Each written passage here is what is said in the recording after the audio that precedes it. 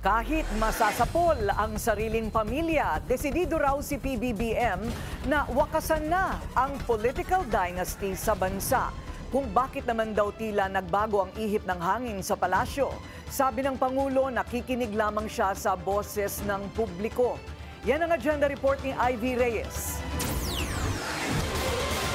Taliwas sa kanyang dating posisyon bago maupo bilang Pangulo, iba na ang pagtingin ni PBBM sa Anti-Political Dynasty Bill, kahit na siya mismo ay miyembro ng isang dinastiya. Unang-una po, naiiba na po yung political landscape.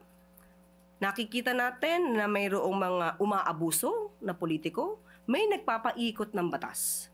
Public demands a fairer system. Ang nais ng Pangulo, mas lumakas ang kapangyarihan ng taumbayan at hindi ng iilama pang abusong politiko. Nais ng Pangulo na ang taumbayan ay makapamili ng liderato ng naaayon sa merito at hindi sa apelido. Ayon sa Pangulo, dapat mabigyan na ng tamang definisyon ang political dynasty. Nais din daw niyang ipaabot na nasa taong bayan ang pagpapasya at wala sa iilan na malalaking pamilya. Pagdating sa party list system na sinasabing bedrock for proportional representation sa House of Representatives, gusto rin daw ng Pangulo na itama ang definisyon nito at makaupo ang mga totoong minorya ng lipunan. Marami kasi talaga umaabuso. Instead na marginalized sector ang talagang naiboboto, nagagamit na ibang mga abusong politiko.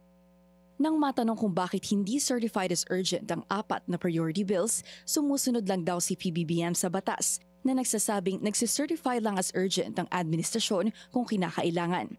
Ang pagsama naman ng Independent People's Commission sa priority bills ng Pangulo, hindi raw nangangahulugan na wala na itong tiwala sa binuo niyang Independent Commission for Infrastructure o ICI. With the President prioritizing the Independent People's Commission Act, does the ICI still have the President's confidence? Yes, still. Wala pa naman po yung batas eh. At tiwala po ang Pangulo sa mga ginagawa po ng ICI.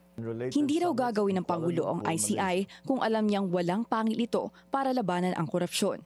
Maging ang 2026 General Appropriations Bill hindi na kailangan i-certify as urgent dahil patapos naman na raw ito at maipapasa na bago dumating ang Pasko. At sa kabila ng patuloy na pagbagsak ng piso at patuloy na paglubog ng employment rate sa bansa, kumpiyansa pa rin daw ang administrasyon sa mga gagawing hakbangin ng gobyerno.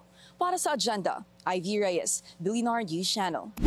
Manatiling nakatutok sa Billionaire News Channel. Sumubaybay sa aming social media accounts at mag-subscribe sa aming YouTube channel para sa mga bago at eksklusibong balita.